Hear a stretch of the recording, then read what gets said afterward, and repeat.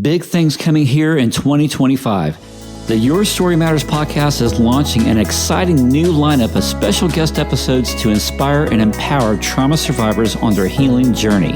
Be sure to check out Micro Matters, a new series of micro podcasts offering quick, heartfelt insights to help you navigate your journey for recovery. These bite-sized episodes are designed to encourage and remind you that healing happens because your story matters. Stay tuned for an incredible year ahead, right here on the Your Story Matters podcast. Now, let's jump inside today's episode. Hope you enjoy. Why do they feel insulted by you? Well, let me tell you. Nothing frustrates a narcissist more than losing the power to control or influence you. Hey guys, thanks for coming back to another Micro Matters episode. I'm Branon Dempsey, and we're stepping out to the first full week of the new year, so happy 2025. Here's the deal. Narcissists thrive on your energy. I should know because I grew up under two sets of narcissistic parents. Also, dynamics of other enablers and abuse throughout most of my life. It's only been maybe now 7 years that I've been telling my story about my own abuse, and I'm here to help offer encouragement and anything that's helpful that you find to assist you in your healing journey. So, here's the deal. Narcissists, whether it's love bombing, stealing your thunder, attention from others, or even causing pain, that's how they assert their dominance. That's how they gain power, because it fuels their need for validation and dominance. And so it's kind of funny because narcissists really work in a vacuum, if you will. They try to take from others and they suck it up into themselves, but yet it goes nowhere because all they need is more and more and more. And then what they dish back out is the power and control, which ultimately it really goes nowhere, because when you decentralize a narcissist and take their power away, they have nothing. So what that means is that their only existence really is to survive by power, because they have a lack of not just integrity, but a lack of self-worth. And it's pretty sad to live that way. I should know because I witnessed it all my life, just like you have. But the difference is when you focus on your own healing and growth, you take the power back. And it starts out by simply saying no to the narcissist. And it says yes by choosing yourself, because this act will become, it is your ultimate boundary. It's a refusal, if you will, to engage or the side of being influenced or trapped by the narcissist. It's resisting being pulled down into their games. And it becomes a choice to prioritize yourself. That's what it should be. So, what is the strongest response to a narcissist? As I said earlier, choosing yourself, because it's reclaiming your power from their attempts to control you. And this is about your healing. It's about validating your experience let me just say this, you don't need to have their apology or approval to heal. Now, I know this may go against the grain because I've thought this for myself too for a long time. Well, I can't move forward until I have closure. That's been my thought. I can't take a step forward in my healing because I want to hear an apology. I want to get this from them. Here's the deal. They're incapable of giving that to you authentically. Unless they change their behavior, they have no attempts to change, because this is something that's innate within them.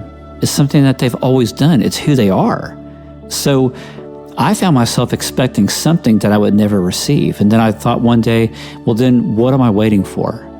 Why do I have to put my healing on hold? Because see, what's happening is that I'm still giving them power in a weird way, right? By me trying to hold on to their lack of forgiveness and demanding forgiveness from them.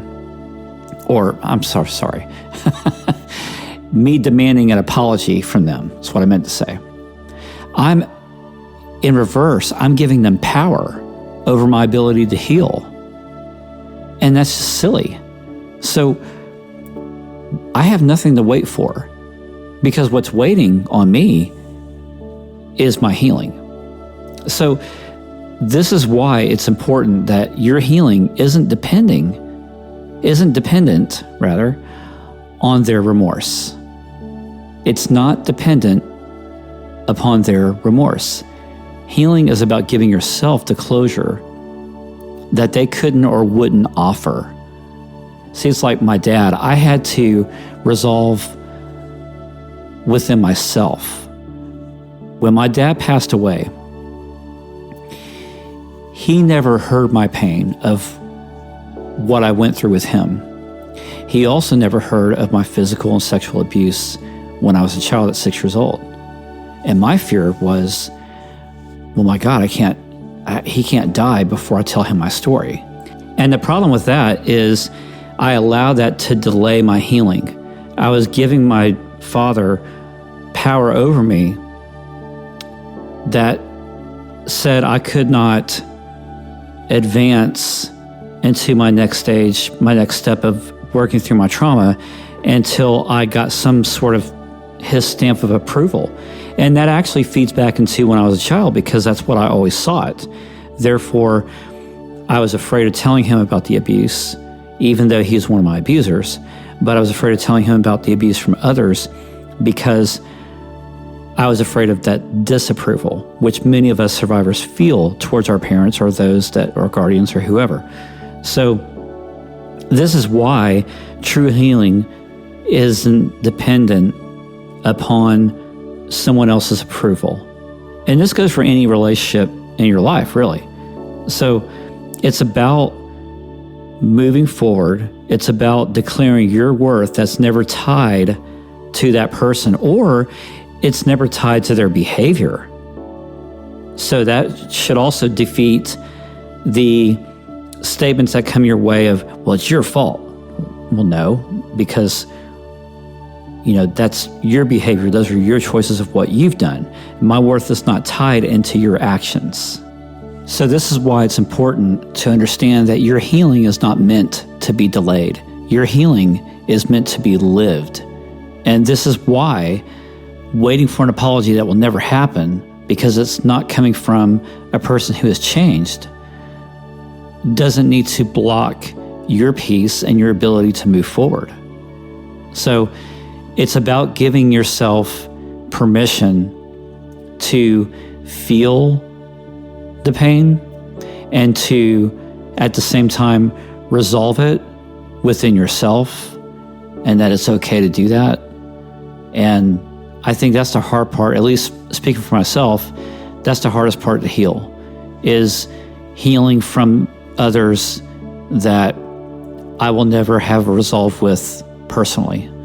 And I have to be okay with that, because again, I don't want to give them the power in my mind that would stop me from progressing, right? So yes, it's about creating self-boundaries, but it's about choosing your own priority to heal. And an apology, if it comes, that's great. But in the meanwhile, when you don't have it, it should never cost your peace. True healing is about honoring yourself and the journey it took to get here. As far as dealing with the narcissist in your life, as you're working through your pain, remember, nothing frustrates them more than losing the power to control or influence you. And the strongest response you have is choosing yourself by reclaiming your power from their attempts to control you. Hey friends, thanks again for joining me on another Micro Matters podcast.